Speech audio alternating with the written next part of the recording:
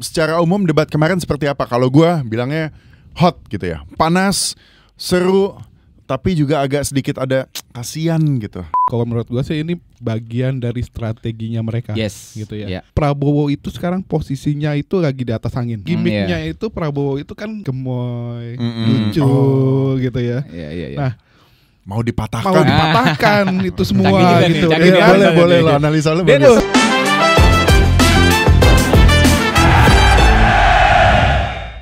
Selamat datang kembali lagi di Oplosan Obrolan Pola Santai ala 99. Kita adalah alumni Pangudi Luhur Jakarta tahun 99. Di sebelah kiri saya ada Wisnu Krak, panggilannya Krak Master, Bima Tutut, Didit Bolam. Nah, di episode Oplosan kali ini kita akan membahas, kita akan mengulas, dan kita akan melihat apa yang telah terjadi di acara debat Capres yang ketiga. Bidang apa? Pertahanan, globalisasi, politik luar negeri, dan lain sebagainya gitu ya. Nah, sebelumnya gue mau dengar dari kalian semua secara umum debat kemarin seperti apa? Kalau gue bilangnya hot gitu ya, panas, seru, tapi juga agak sedikit ada kasihan gitu. Kasihan nontonnya sama Pak Prabowo, kasihan gue. Lo gimana? Setuju banget gue. Kemarin tuh debat yang sangat-sangat seru ya. Bahkan bisa dibilang hampir semua acara TV, semua orang pada nontonnya debat itu ya, dibanding nonton yang lainnya. Udah kayak bola ya. Nah, cuman memang kita lihat beberapa komentar-komentar bilang terlalu ini ya, personal ya, menyerang personal gitu ya debatnya ya. Cuman ya menurut gue sih enggak juga ya. Kita fair-fairan aja. Jadi debat kemarin sih bahas beberapa hal yang menurut gue cukup fair, esensial dan nggak terlalu menyerang pribadi juga sih menurut gue, karena di beberapa periode sebelumnya juga melakukan itu juga. Ya, namanya juga debat gitu ya. Betul. Kalau gimana Tut? Gue lihat sih emang kemarin yang paling panas ya.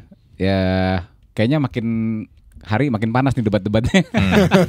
Jadi selalu ada hal baru. Tapi memang maksud gue kalau dari pengamatan gue pribadi masih wajar lah debat kayak kemarin, karena gue juga lihat beberapa debat kayak waktu Donald Trump lawan Biden juga banyak personal matters yang dibawa sama Donald Trump gitu-gitu, serang-serangan gitu, masih nggak apa-apa sih kayak gitu sebenarnya, nggak begitu personal banget gitu ya, nggak sih gue bilang masih. Lo gimana Dit?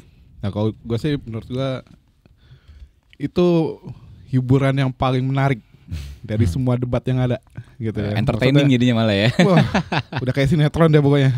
Seru banget gitu. Maksudnya udah Prabowo itu kayak terzolimi banget kan di sana. Benar udah kayak sinetron abis kan. Padahal itu adalah temanya adalah bidang pertahanan yang dimana gue expect Prabowo ini akan merajai nih. Karena gue mikir kanan kirinya nggak terlalu punya experience di bidang pertahanan gitu ya. Secara Prabowo adalah Menhan, tentunya background dia ada tentara, harusnya dia lahap semuanya ini dengan mantap. Tapi ternyata ya balik-balik lagi yang terjadi nggak seperti itu. Nah coba mungkin kita bisa lihat dulu beberapa highlights dari hasil debat kemarin. Nah oke, ini kita lihat paling pertama adalah stylenya dulu ya. Kalau Pak Anies selalu menggunakan stylean yang sama, jas.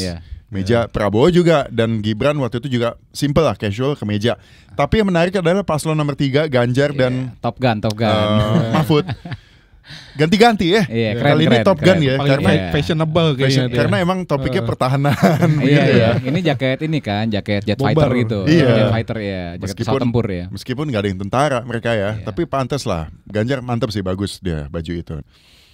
Nah, ini ada satu ini nih yang lumayan ini juga ya, kemarin bahwa Ganjar ngasih nilai 5, Pak Anies ngasih nilai 11 dari 100 untuk meranking performa kinerja Kementerian Pertahanan di bawahnya Pak Prabowo. Mas Anies gak usah takut, disebut aja angkanya berapa gitu loh. Kayak saya gitu loh, jangan di bawah 5, sebut aja berapa. 11 Mas, dari 100. Oke. Gimana nih? Menurut kalian, benar atau ini cuman pure personal atau kekesalan kanan kirinya terhadap Prabowo? Gue bilang ini aja lah, gue bilang gimmick debat aja. Kalau gue lihat kan memang gini, Pak Anies tuh dari awal dia memang kalau bola nih total football lah, dia langsung nyerang di awal gitu kan. Jadi memang strateginya begitu, gitu gue bilang. Itu normal sih gue bilang. mau ngasih nilai 5, mau ngasih nilai 0, berapa itu ya itu cuman ini debat aja, gitu, gimmick debat aja. Jadi emang kalau menurut gua sih ini bagian dari strateginya mereka. Yes. Gitu ya. Yeah. Maksudnya dari Ganjar maupun Anies kan melihat bahwa Prabowo itu sekarang posisinya itu lagi di atas angin. Ya. Maksudnya baik dari hasil survei gitu ya. Kalau kita melihat dari situ. Nah, mereka mungkin itu melihat bahwa Prabowo itu punya kelemahan dari sisi emosi gitu ya. Oh, jadi itu diincar. Diincar karena Sikis nih, berarti main sikis sebenarnya ya. Gimmicknya itu Prabowo itu kan gemoy, lucu gitu ya. Iya. Nah, mau dipatahkan. itu semua Canggih gitu. nih, Boleh lah analisa lu. Dia soalnya psikolog men, psikolog Pancing dia. itu semua dan kelihatan kena Kepancing ya. sedikit. Iya. Meskipun Prabowo itu juga terlihat sangat menahan sekali. Iya. Hebat itu. Iya, itu juga hebat itu sih. gua lihat Prabowo. nahan banget ya. Luar biasa dia. Jadi benar-benar acara debat kemarin tuh secara emosional buat Pak Prabowo itu sangat berat. Wah, menekan Iya. sekali. Karena dia memang orangnya lebih lepas, tapi saat itu dia gue harus tahan nih. Kan lo pernah bilang sama gue kayak di debat kemarin, dia tuh orangnya genuine banget. Apa adanya. Yeah. Kalau dia suka begini, kalau nggak suka. Nah itu dia harus menahan tuh kelihatan, ya kan? Jadi kayak gitu. Kalau Gregetan. Ganjar kasih nilai 5 dari skala 10 berarti kan ya. Berarti itu kan tengah-tengah kalau kita Iya emang kayak dia di tengah-tengah posisinya. kalau pilihan itu kita tengah-tengah tuh apa namanya? Ragu-ragu ya, apa namanya? Ya, ragu-ragu. Setuju, tidak setuju, ragu-ragu. Netral. Netral lah, bukan ragu-ragu lah, netral lah. Jadi ya dia kan? nggak menilai penilaian terhadap Pak Prabowo itu bagus banget enggak, tapi jelek banget juga enggak. Iya. Jadi ya so-so lah istilahnya. Ada yang dia setujuin dari beberapa ininya mungkin kan. Betul, gitu. Tapi ada yang dia mungkin bagus, kurang ada yang setuju. kurang Iya, bagus. iya. Nah, tapi kalau Pak Anies ini banget ya, langsung vulgar banget ngasih tau bahwa jelek 11 dari 100 Memang. itu kan berarti kan Kan oposisi banget Oposisi ya. harus berlawanan Dan kan. cara dia nyampeinnya gini lagi. Oh 11. Oh kaget ya. Oh bagus. Dari 100. Wah. Habis diangkat dibanting. ditiban lagi. 11% men. Gila. Tapi ini apakah ini adalah sebagai pembalasan dari debat cawapres kemarin di mana Gibran itu Caimin tuh kena selepet lah sama masalah SGIE. Kayaknya kan kesel juga tuh ya berita di mana-mana Gibran diangkat, Gibran Revenge the best. dia berarti. Ini revenge banget bahwa gimana caranya sekarang Pak Prabowo yang kita bales serangannya kelihatannya sih begitu. Ya mungkin Ya, aja, bisa mungkin aja. seperti ya, itu, mungkin benar. aja. Tapi masalahnya dia ngasih parameter nggak yang bagus tuh seperti apa gitu. Kalau dia sendiri yang menjadi di posisi itu bisa lakukan lebih baik nggak? Kira-kira begitu Ya, kan? itu dia, Ngasih nilainya makanya sangat-sangat jelek. Itu dia makanya gue bilang jadinya cuman kayak sekedar anak kecil berantem Ah, gitu. Ya. Ini apa? Anies sebut anggaran 700 triliun Kemenhan tidak optimal, singgung tentara tidak punya rumah. Dan 700 triliun anggaran Kementerian Pertahanan tidak bisa mempertahankan itu, justru digunakan untuk membeli alat-alat alutsista yang bekas. Di saat tentara kita lebih dari separuh tidak memiliki rumah dinas. Pak Prabowo selalu diserang karena dia selalu membeli alutsista bekas. Ya. Tahu nggak? Padahal ya. Iya. Dan fokusnya di alat perang itu. Alat perangnya bekas, alat perangnya tua, segala macam. Dan Prabowo selalu bilang di mana-mana, ya nggak di mana-mana. Maksudnya kita mampu untuk membeli alat yang bekas. Dan itu tidak apa-apa selama jam terbang atau jam operasionalnya itu masih aman. Ya. Tapi ya itu yang diserang segala macam. Tapi kalau ini sih gue lihatnya gini, memang kalau dalam alutsista ya pembelian barang bekas itu lazim. Jadi itu bukan hal yang nggak lazim, itu umum gitu loh. Dan memang di beberapa negara juga kayak gitu. Terus benar memang usia pakainya mungkin secara aturan masih aman gitu kan.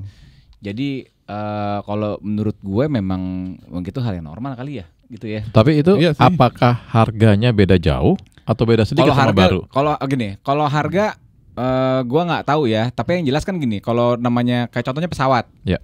Pesawat tuh kalau baru mahal banget harganya. Itu isu pertama. Isu keduanya adalah lo mesen barangnya sekarang, lo nggak bisa dapat sekarang, barangnya lo tunggu dulu. Oh iya Lo kemarin pesen dibilangin dulu. juga Iya, nggak tuh langsung ya. ada barangnya. Pre-order ya. Jadi itu Oke. bakal teks untuk waktu yang untuk cukup lama untuk barangnya datang. Ya lo mau nunggu kayak gitu kan, kita kan mungkin pesawat tempur kita nggak banyak gitu kan, kita perlu punya gitu ya kan, pertimbangannya dia sebagai menhan ya gue nggak tahu lah, expert kan mungkin di sana mungkin gitu bagian kan. dari Renstra-nya yang udah ada itu memang harus ada dulu sekarang itu gitu kan. maksud gue ya. Saya bicara itu. Dan kalau misalnya kita bicara mengenai alat perang mutakhir yang state of the art, yang paling mutakhir segala macam, mungkin harganya mahal dan mungkin kita nggak bisa beli juga. Kalau misalnya pun kita punya uang, kayak misalnya Amerika, dia nggak akan jual alat-alat perang dia yang paling canggih ke negara-negara yang mungkin nggak terlalu beginilah sama mereka, kan rahasia sekutu lah istilahnya. Gitu lu nggak mau ngasih orang lain senjata lu lah, kayak gitu. Dan kita bukan sekutunya Amerika loh, gitu ya kan. Kita netral lah. Kita netral, gitu. Jadi ya Prabowo tuh ya berarti gini. Pertanyaan gue, ketika dia diserang mengenai segala macam itu ya Pak Prabowo ya benar dong. Berarti yang menyerang apa segala macam tuh just pure menyerang atau emang dia nggak ngerti aja sih? Hanya nyerang kalau gue bilang. Tapi sebenarnya yang kemarin disampaikan juga gitu ya, bahwa anggaran ini nggak semuanya untuk autista itu. Jadi memang udah dibagi untuk kepentingannya masing-masing, termasuk untuk ya kesejahteraan prajurit juga gitu ya, dan yang lain-lain gitu. Jadi memang Anies ini memang membungkus 700 triliun ini emang untuk memancing emosinya dia aja sebenarnya. Ya, itu strategi. Itu bagian dari strategi lagi. Meskipun memang ya pada akhirnya Prabowo bisa sedikit menjelaskan, cuman ya itu akumulasi sampai akhirnya nanti kita bahas. Ya memang Pak Prabowo mungkin bukan kepandaiannya dia untuk berbicara seperti itulah, seperti dengan menahan emosi, menjelaskan lebih agak kayak lemah ini sih. gitu ya. Gue lihat dia nggak bisa diserang bertubi-tubi gitu mungkin ya gitu ya. Nggak semua orang diserang kayak gitu tuh bisa tenang mungkin gitu ya. Ini gue juga pernah nonton gitu ya, satu acara kurang lebih yang di hostnya itu Najwa Shihab di UGM. Nah di situ memang Prabowo itu kelihatan butuh waktu. Jadi istilahnya untuk menjelaskan suatu hal. Jadi nggak bisa dalam waktu yang singkat gitu ya, nggak bisa ya. Agak sulit kayak memang. Nah ditambah tekanan seperti ini jadi. Ini dari sisi sudut pandang seorang psikolog. Kalau gue dari jadi ngomongin background nih ya. Kalau gue sebagai seorang orang RIS, gue ngelihatnya itu anggaran 700 triliun itu kan juga disebut ini ya, apa namanya, kita kan nggak dalam kondisi lagi berperang nih gitu kan. Ada yang bilang begitu ya. Lo kayak Caimin lo berarti lo. Ya itu Caimin yang ngomong emang. Kita lagi nggak perang. Lagi nggak perang terus ngapain anggaran gede banget gitu. Nah dia tuh lupa bahwa ya kita ingat ya bahwa di strategi Sun Tzu ya kalau nggak salah ya, kita harus siap berperang untuk menjaga perdamaian. Ya. Kalau misalnya kita lemah, negara kita terlihat lemah gitu ya istilahnya. Ya kayak konflik-konflik di perbatasan misalnya gitu kan, ikan-ikan kita diambil sama negara tetangga gitu.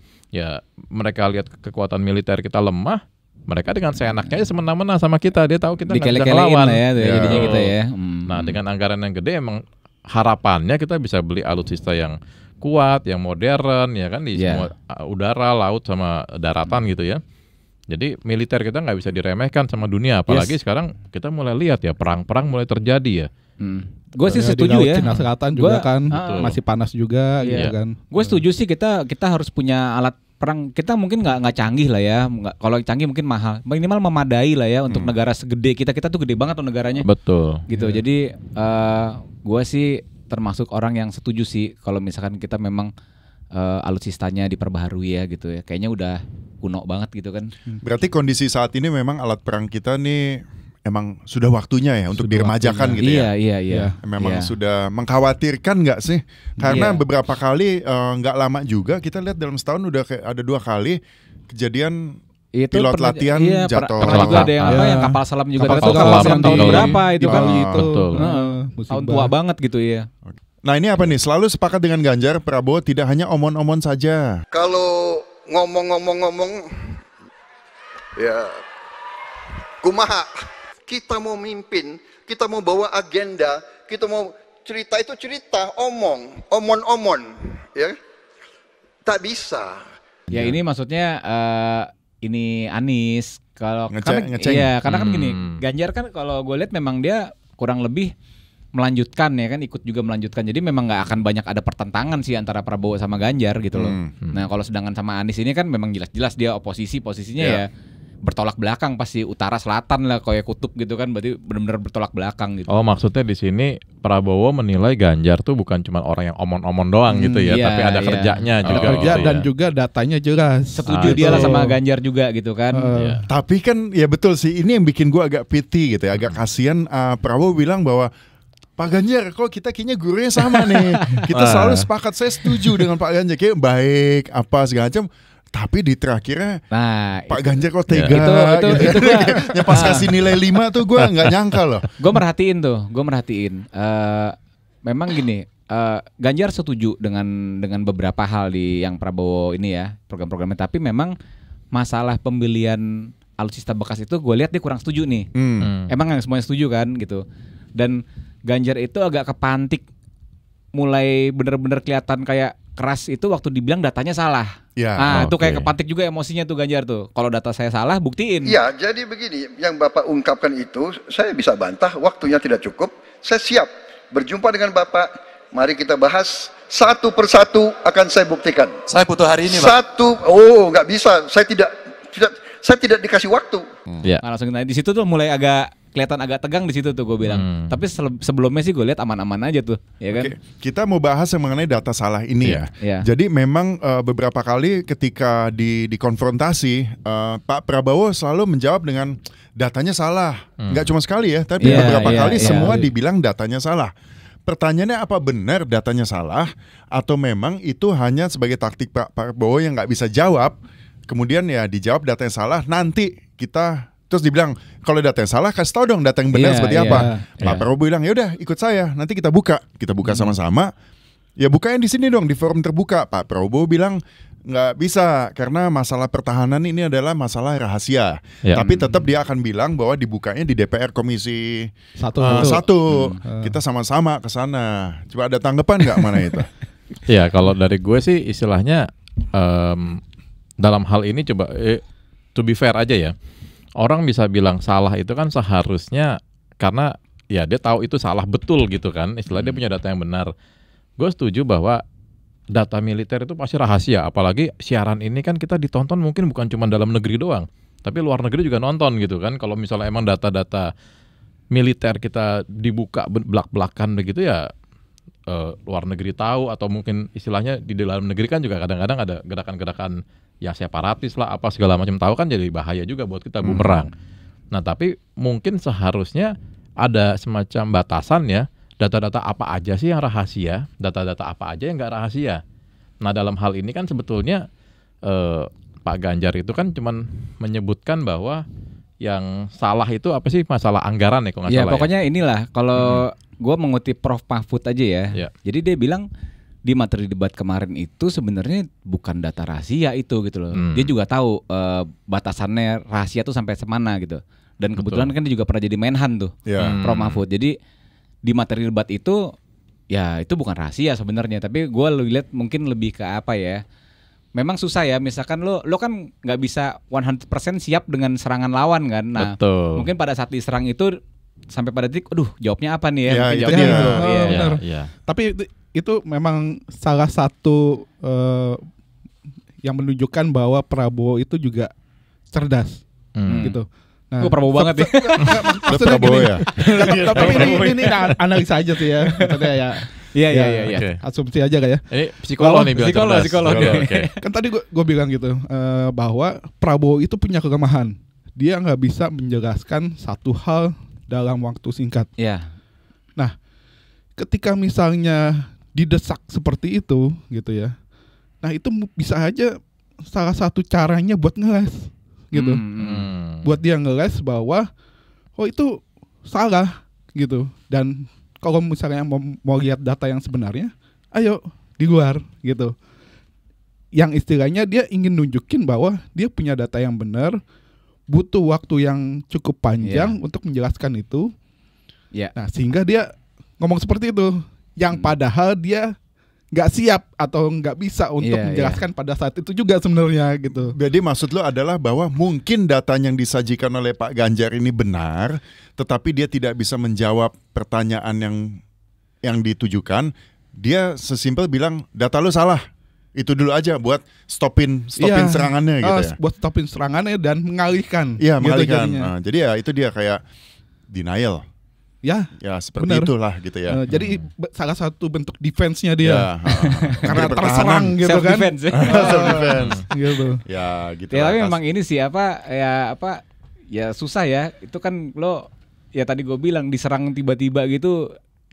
Gue yakin gini ya. Ini tim ses pasti udah siapin kasih pertanyaan yang bener-bener lu strike dia bingung jawabnya. Iya. Nah, Soalnya kan juga Pak Ganjar kan sempat bilang, iya. kalau ada staf yang bisa bantuin, silakan. Itu Ya. udah dipikirin Enggak sama kan? dia pasti. Iya, udah dipikirin sama dia pasti. Iya. Tapi kalau nggak salah berkali-kali dibilang data salah. Kemudian gue lupa ya, mungkin gue salah. Tapi Pak Prabowo kalau nggak salah bilang bahwa indeks military force Indonesia tuh naik ya, atau gimana? Ada Turun. ingat nggak? Turun ya, Turun kata Enggak. Pak Ganjar ya. kata Pak Ganjar. Tapi siapa yang malah bilang katanya, oh enggak ini naik gitu. Apa gue salah ya? Agak rancu di situ. Kalau nggak salah kemarin yang itu data nggak update. Kalau nggak salah ya, maksudnya itu data lama. Dan juga kalau nggak salah sih Pak Prabowo kan bilang bahwa itu gara-gara ada COVID sebenarnya. Jadi itu data. Ya itu dari- bener sih ya. Dan memang yang Pak Prabowo bilang tuh bener. Kita tuh di Asia Tenggara number one. Itu bener. Itu gue cek soalnya emang bener. Itu kita militernya di Asia Tenggara tuh number one.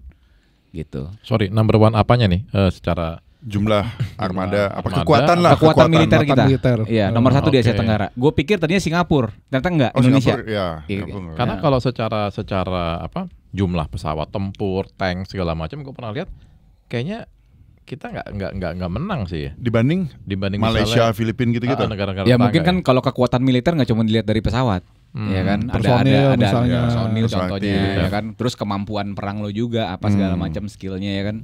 Seperti Anies, Jokowi pernah ungkit tanah Prabowo 340.000 hektar. Nah ini apa nih, gimana nih? Lahan lebih dari 340.000 hektar, sementara TNI kita, prajurit kita, selebih dari separuh tidak punya rumah dinas. Itu fakta. Ya ini Anies kan nyerang masalah Personal. ini kan tanah. Sebenarnya ini kan tanah HGU ya, Iya. ya kan? Diserang kenapa ada tanah segitu, tapi banyak prajurit yang masih Nggak punya rumah. Ya. Sebenarnya itu strateginya dipakai strategi Jokowi dulu, diulangin lagi sebenarnya itu kan gitu loh. Dipakai lagi. nyontek ya nyontek. Nyontek ya. Sampai kayak Gibran kemarin kan. Kan tapi susah gini, lo kalau bahas ini 340.000 HGU gitu ya, terus prajurit banyak yang nggak punya rumah. Gue lihat sih sebenarnya agak nggak nyambung ya, karena kan HGU ini kan udah jelas peruntukannya untuk apa sebenarnya kan. Ya. Ya. Gitu. Jadi lo nggak bisa tiba-tiba ya udah terus HGU-nya mau dibikin rumah prajurit kan nggak bisa langsung begitu serta merta gitu kan. Iya, misalnya dia punya HGU, lahan pertanian, Ya, lahan ya hutan. kan. ya, Ya, lo mau untuk coba kebun jadi gitu kan paling. nggak mungkin. Jadi gue bilang nggak fair juga kemarin kalau ini disikat sih gitu ya. Nah, tapi emang itu maksa. Iya agak maksa ya. Gitu. Nah, kalau misalnya kemarin kita lihat ini benar-benar Pak Anies itu sangat-sangat menyerang Pak Prabowo gitu ya. Mungkin Total yang- football lah. Total football. Mungkin ya ada kekesalan di beberapa minggu lalu ketika Gibran nyelepet Amin, ini mau dibales. Iya. Kemudian Pak Prabowo apa ya disinggung yang kelihatan nih emosi juga mengenai etika. Ya.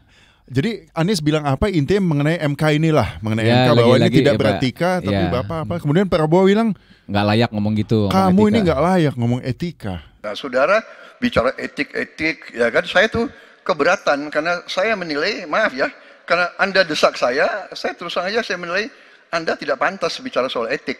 Saya menilai Anda tidak berhak bicara soal etik karena Anda memberi contoh yang tidak baik soal etik. Terima kasih. Mungkin nih gue lihat ya. Jadi gini, Prabowo sama Pak Anies tuh punya history. Artinya kan dulu waktu Pak Anies maju gubernur itu garis depannya tuh Prabowo tuh yang majuin yang segala macam preskon tuh Prabowo kayak di sebelahnya Anies gitu ya. Kingmaker-nya. Kingmaker. Jadi ya harus diakuin memang jasanya gede lah Prabowo. Mungkin dia ngerasa kayak gila lo dulu yang Ya. gua orbitin kasarnya gitu ya. Kalau misalkan dalam dunia artis gitu, lo gua orbitin sekarang lo gigit gue gitu kan. Lebih ke sana sih mungkin ya. Jadi Itu kayak, ya kayaknya ya. ya itu kan secara etika mungkin nggak ini ya. Tapi ya dalam politik tuh sah-sah aja mungkin kan gitu kan. Makanya sekarang ada memes banyak itu yang apa soal anjing. Anjing dikasih makan berapa bulan gitu nggak akan Ya, gigit tapi itu majikannya analoginya gitu ya. terlalu kasar sih. Emang namanya juga netizen gitu kan, ada aja Terlalu idenya kasar ya. ya. Atau mungkin ada juga video yang surfacing mengenai Anies di interview sama Najwa Shihab, yang Anies bilang bahwa Dia nggak akan ini. saya nggak akan mengkhianati Pak Prabowo. Selama Pak Prabowo ingin menjadi capres, saya nggak akan. Ya. Itu kan ya, yang itu ya kalau nggak salah. Nggak akan poros ketiga itu ya. Ya nggak akan, Ya. bahkan nggak mungkin saya jadi poros ketiga. Tapi Betul, itu kan betul. itu tidak ada dibantah. Jadi itu berlaku untuk pada saat itu, ya kan? Ini sekarang layarnya Makanya udah jawabannya beda ada, nih. Iya. Katanya gitu ya. Iya. Saat itu. Pinter, ngelesnya pinter Iya, ya. Tapi kan kita nggak tahu waktu itu deal-dealnya apa segala macam, kita nggak ngerti lah ya kan gitu. Iya. Iya. Berarti bisa aja dong nanti janji-janji kampanye segala macam itu pada saat itu kan lagi kampanye Ya kan gitu. seperti yang pernah dibahas, nggak semua janji kampanye itu terlaksana. Mana Iya, ada yang iya, bisa iya. nyaksain semuanya kan? Gue nggak Janji ada. dulu aja. Iya, janji Aman. dulu aja ya kan. Yang penting menarik gitu Yes, kan. betul.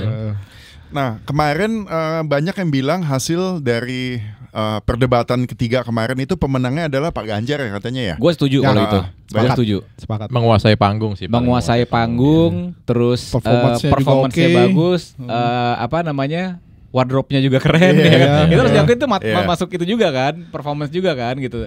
Terus memang pertanyaan Pak Ganjar itu gue lihat memang substansinya kena gitu. Jadi nggak out of context gitu ya. Dia selalu bahas program, bahas kebijakannya, itu terus yang diserang.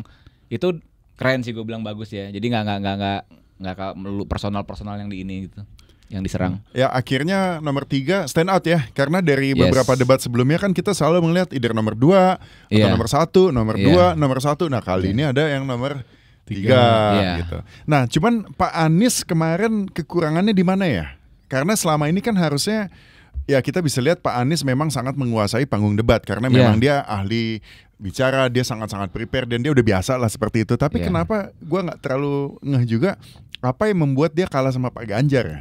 Ya karena terlalu nyerangnya terlalu ke personal bukan ke program gitu. Terlalu loh. terlihat menyerang. menyerang maksa personal jadinya gitu istilahnya. ya. Dari apa yang memang disampaikan gitu ya, baik pertanyaan maupun jawaban itu juga kesannya memang tidak menguasai topik ini. Karena gitu kan ya. iya, karena kan gini lo kalau ngelihat audiens gitu kan, audiens itu kan kebagi 4. Orang yang dukung Anies, orang yang dukung Prabowo, orang yang dukung Ganjar sama orang yang netral. Kalau yang masing-masing udah jelas lah. Nah, yang orang netral ini pasti kan dia ngelihat, wah, ini Anies nyerang banget nih, nyerang personal banget gitu ya kan. Terlepas dia suka apa enggak sama Prabowo, gua rasa kan namanya netral kan. Ya secara objektif emang begitu gitu. Jadinya. Ya. Lagian juga ketika misalnya kemarin gitu ya, Pak Anies itu selalu menekankan dari sisi cyber gitu ya. Nah, ya itu pertahanan itu nggak hanya itu sebenarnya. Ya. Banyak yang lain gitu ya. Terutama ya masalah area gitu ya. Letak misalnya dari sisi geopolitik misalnya gitu ya. Jadi nggak hanya semata-mata ya hanya cyber aja yang jadi fokus gitu. Yeah. Bukannya Anies bertanya mengenai kok anggaran lu beliin pesawat bekas semua, harusnya lu pikirin something yang lain juga. Yaitu zaman sekarang udah modern, serangannya bukan dari kayak perang konvensional tapi dari cyber attack. war Iya, juga, Itu ya. Anies bilang itu ya. Iya. Ya itu bagus sih, kalau bagian itunya bagus, keren gitu gue Tapi bilang. bukannya itu ranahnya Kominfo ya, beda ya? Enggak ya? Kan kalau menyangkut ketahanan nasional masuk tetap Badan Cyber Iya, Nasional iya, apa iya. sih? Emang cyber itu di RAB-nya Pak Prabowo nggak ada ya? Mungkin ada kali, jangan-jangan kalau di detail. gue nggak tahu kalau dilihat-lihat secara gitu detail ya. mungkin ada Makanya ya. jangan-jangan Iya. emang Ada. bukan ranahnya dia ya. Iya. Tapi mungkin anggaran gedenya tuh terserap buat alutsista. Alutsista. gitu. Iya. Karena memang dari sisi biaya itu kan alutsista itu yang memang mahal. Oke, coba kita sekarang diskusi lah. Terlepas dari debat apa segala macam, kita sebagai orang Indonesia, sebenarnya Indonesia tuh secara pertahanan tuh mesti gimana sih? Kita mesti punya perangnya seperti apa sih? Coba kita diskusi lepas aja lah. Iya. Kayak Jangan terlalu serius lah. misalnya Lah sekarang contoh pertahanan kita apa ya? Contoh itu pengungsi yang Rohingya itu bisa terus berdatangan terus gitu kan, padahal kan harusnya kita di laut ada yang Ada menjaga nggak patroli, sih? ya. Ada patroli Iya, yang menghalangi iya. mereka gitu ya. Tapi kalau menurut gua gini, kita ini kan sebagai negara kepulauan gitu ya. Maksudnya memang mayoritas itu dikelilingi Laut. air. 2/3-nya laut kita. Iya. Sebenarnya Pak Jokowi itu udah tepat bahwa visinya itu adalah poros maritim. Oke. Nah, makanya memang yang dikuatkan itu harusnya Armada laut. armada laut dan udara. Oke, Gitu. ya. Setuju gue.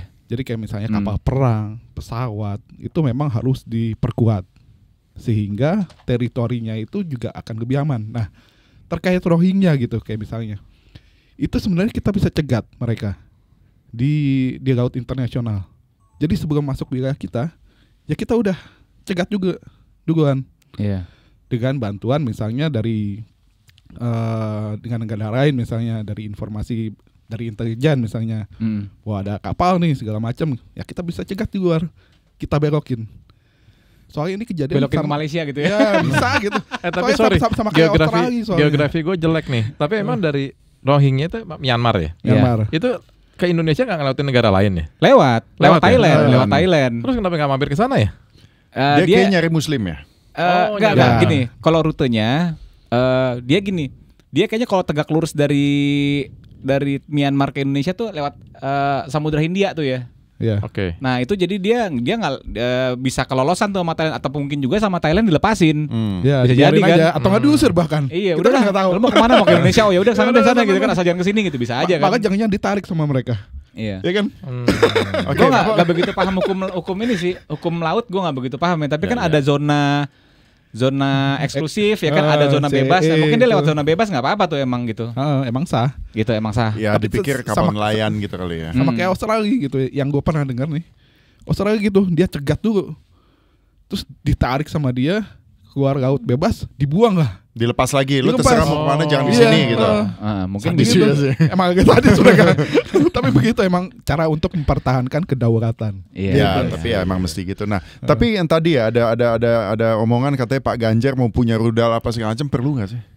Negara kita tuh, kalau kita ada di Timur Tengah dengan negara konflik di sekitar tetangga, kayak perlulah kita punya pertahanan. Kalau misalnya kita kayak Iran, kayak Israel, kayak Jordania segala macam. Tapi Indonesia punya rudal seperti itu perlu nggak sih? Kalau menurut gue sih apa ya? Tetap kan kita ya, kalau gue salah maklum ya, gue bukan orang militer ya. Tapi polisi dunia itu kan kayaknya Amerika ya yang mau jadi polisi dunia ya. Jadi dia kan pasti akan mencegah kalau misalnya ada satu negara yang terlalu kuat. Ya contoh kayak Korea Utara mau bikin nuklir apa segala macam kan, makanya Iran mau bikin nuklir kan lalu diembargo segala macam gitu kan. Jadi kalau misalnya kita punya rudal tadi itu, by the way itu rudal buatan mana ya? Beli dari siapa ya? Kalau dari Amerika udah pasti dia nggak bakal komplain. Setahu gue itu yang ngeklaim udah bisa bikin itu Rusia. Oh Rusia. Nah Baru Rusia sebenarnya. Kalau belinya dari Rusia, which is bukan sekutunya Amerika sih, itu bisa jadi malah jadi kita agak Diganggu sama Amerika. Betul. Jadi malah mungkin sesuatu yang nggak perlu, udah habisin duit banyak. Emang kita mau nembak mana sih 5 miliar begitu kan? Nah tapi gini, kalau menurut gue sih gini, itu mungkin bisa jadi positif ketika misalnya rudal itu bisa dijadikan sebagai daya gentar. Daya gentar tuh gimana sih? Jadi ibaratnya gini. Gertak. Oh, gertakan. Jadi lu jangan main-main gak sama gue. Gue punya ini. Gue punya hypersonic Gitu. nih. Sama Kalau bikin kayak- satu. Iya benar. Tapi sama kayak Korut. Makanya kan Korut kan kayaknya sih kan Testing mulu. testing, apalagi dia punya nuklir kan. Iya. Nah, itulah sebagai daya gertaknya Show off tadi. itu lagi pamer, lagi Ya, tapi pamer. emang alat-alat perang ya untuk show off lah kalau emang Betul, nggak dipakai betul. buat perang. Tapi gue kalau untuk Korut sih gue nggak percaya lu dia punya Nggak kekuatan segitunya. militer yang kuat. Gue yakin juga tuh rudalnya mungkin bisa Iya. kayak kalau petasan balik lagi gitu kan. Jadi ya, gitu. Orang Cuman- dia juga negaranya susah kan. Cuman buat konten doang, buat konten. konten buat aja. konten. Ya. Kalau Cina iya serem Iya. gitu ya kan. Oke. Serius dia. Kalau Korea Utara sih gue nggak yakin ya gitu. Kalau misalnya kita bicara Indonesia gitu ya dengan posisi secara geografinya seperti itu, ancaman terbesarnya apa? Laut Cina Selatan itu ya, yang Pulau Natuna dan sekitarnya yang katanya masih Cina Selatan. sengketa ya. Dan juga yang gue dengar sih kan memang kayak misalnya Amerika, Australia itu kan punya aliansi juga mereka sama New Zealand kalau nggak salah. Iya. Terusnya juga dari Amerika sendiri kan udah mulai ngedeketain beberapa negara Pasifik tuh, mulai dari Papua Nugini kemarin kan. Nah itu kan khawatirnya kan ketika misalnya nanti dinilai macam-macam nih Indonesia nih, udah jadi apa ancaman buat Amerika. Nah bisa aja dia deploy pasukan ke sana, ya udahlah dia bikin operasi diam-diam seperti itu. Iya. Bahaya juga kalau Bahaya gitu juga ya. kayak gitu. Apalagi kita non blok ya kan. Bener. Nah jadi kita nggak punya temen nih kalau perang gitu Iya. nggak ada yang mau bantuin. Ya, kecuali ASEAN mungkin ya yang bisa dalamin mungkin. Oke, kita balik lagi ya ke masalah debat kemarin ya. Ini ada satu berita gitu katanya Prabowo itu nggak mau salaman kemarin setelah debat capres. Ini keki aja gara-gara keki sih gue ini bilang. puncaknya.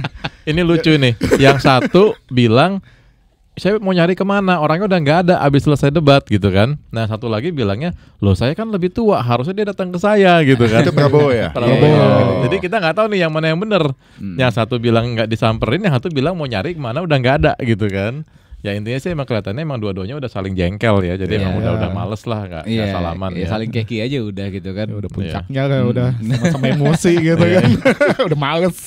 Tapi sayangnya acara debat yang seharusnya menurut gue untuk kita sebagai penonton swing voters atau kita harus punya pegangan siapa nih akan kita coblos tanggal 14 Februari nanti, kita bisa lebih dapat esensi apa, tapi kita malah jadi lebih banyak dramanya. Bener. Hasil dari debat yang ketiga kemarin ini yang keluar tuh kan yang orang-orang yang kayak kita bahas hari ini lah pada prinsipnya gitu ya. Lebih ke dramanya apa segala macam gitu. Jadi kayak ya seru, dibilang seru betul, hot gitu ya, panas, seru, entertaining. Tapi apakah itu mempengaruhi apa ya? Keputusan ada faedahnya untuk nanti tanggal 14 gimana tuh? Ya kalau gue lihat gini sih, lo debat itu sebenarnya kan kayak tadi gue bilang, udah ada preferensi masing-masing. Kalau misalkan gue nih, gue nonton, gue misalkan dukung Pak Ganjar atau Pak Prabowo misalkan, no matter apa hasil debatnya gue tetap mendukung mereka, nggak ngaruh. Kayak nonton tinju lah, lu udah punya jagoannya udah gitu punya ya. jagoannya. Mungkin bukan yang swing voters atau apa, nah baru itu yang ngaruh. Tapi gue bilang itu nggak begitu ngaruh sih. Gitu ya. Tapi kalau gue ngeliatin sih kayak yang pernah dibilang di talk show yang kemarin kalau nggak salah, gue lihat ya bahwa mayoritas di Indonesia itu memang pemilihnya itu masih hanya melihat permukaan aja. Iya. Belum detail melihat konten yang dibicarakan seperti apa di debat. Gitu. Jadi ya itu kayak misalnya wah Prabowo terzalimi nih, kasihan banget sih. Atau Pak Ganjar nih keren banget nih gayanya nih, ya kan? Wah. Nah, itulah yang diperhatikan sama mereka. Gitu. Jadi belum ke arah kontennya. Makanya mungkin dari sisi yang waktu kemarin pernah dibilang mungkin ya, dari sisi apa ya, pendidikan misalnya atau kesadaran politiknya bahkan yang masih rendah, sehingga hal-hal itulah yang memang masih diperhatikan. Jadi kita masih berproses sebenarnya gitu untuk menuju ke arah situ. Meskipun ini adalah start yang baik. Gitu. By the way, per hari ini tuh polling siapa sih yang unggul sih? Prabowo lah. Capres yang mana? Prabowo. Kalau polling jauh. Polling jauh ya. Tapi tetap aja ya, jangan sampai bisa aja kejadian masih bisa berbelok ya di akhir-akhir ya. Karena kan kayak misalnya kejadian Brexit misalnya ya. Waktu itu udah votingnya kalau nggak salah. Votingnya Brexit. Tapi ternyata mungkin sepemahaman gue Brexit orang nggak nyangka bahwa pada akhirnya pengen exit. Terutama yang muda-muda. Anak-anak muda kan kebanyakan tuh mau Brexit, tapi yang tua-tua enggak gitu. Nah itu sepemahaman gue itu dipengaruhi sama sosial media. Jadi waktu itu ada Facebook, Cambridge Academia atau apa gitu. Anak-anak muda yang konsumsi sosial media, dia tuh diatur sama negara-negara ada tangan-tangan shadow yang ingin supaya Inggris tuh Brexit. Jadi konten sosial media dibikin supaya anak mudanya mau Brexit lah gitu, kayak di brainwash gitu. Nah itu emang ada bahaya juga kan nggak menggunakan teknologi. Kayak misalnya sekarang TikTok bisa aja anak-anak muda Indonesia diarahkan untuk memilih salah satu dengan cara teknologi dan lain sebagainya. Tapi pemahaman gue sih Brexit kayak gitu waktu itu. Mungkin gue salah, tapi poin yang gue ingat sih Brexit itu polling udah menunjukkan pemenangnya itu sebetulnya yang nggak exit gitu ya. Pemenangnya yang exit. Tapi kan akhirnya pemenangnya exit. Nah itu gara-gara pada saat hari-hari haknya gitu ya, itu ternyata banyak orang yang nggak milih karena mereka udah yakin menang. Gitu. Jadi udah kepedean ya. Udah kepedean. Jadi itu juga sebetulnya bisa terjadi kalau misalnya saat ini yang polling paling besarnya Pak Prabowo gitu ya. Itu masih bisa ini karena mungkin pendukungnya udah yakin. Udah dicoblosin sama orang. Iya, semua juga udah pada nyoblos. Udah gue jalan-jalan aja lah mumpung libur misalnya gitu kan. Nah itu juga masih bisa berbalik begitu. Jadi memang itu, dan tadi menarik juga tuh ya soal pemilih-pemilih sekarang mulai ke medsos, ke TikTok gitu ya, beberapa capres ya. Ya Gen Z kan begitu. Betul, dan sekarang besar tuh ya komposisi Gen Z itu besar sekali ya. Jadi presentasinya. Jadi kemungkinan pemenang itu sangat ditentukan oleh mereka juga. Sosial media jelas. Sosial media ya. Ya acara oplosan kita gini juga begitu ya. Kita selalu kan ngomong yang baik-baik mengenai semua calon. Betul. Calon nomor A, calon nomor 1 comot sesuatu yang kata-kata kita yang baik. bahwa oplosan bilang ini yang 2 dan 3 juga seterusnya begitu. Karena gue lebih suka ngomong kebaikan orang daripada keburukan orang. Justru itu lebih positif lah. Iya, bagus dan lebih mengedukasi juga. Mereka kan juga happy. Mereka ngambil comot video kita bahwa oh ini seneng nih, bagus. Yang nomor 2 pun juga ngeliat, oh bagus nih, seneng. Betul. Kita nggak mengarahkan milih siapa gitu, enggak ya. Iya.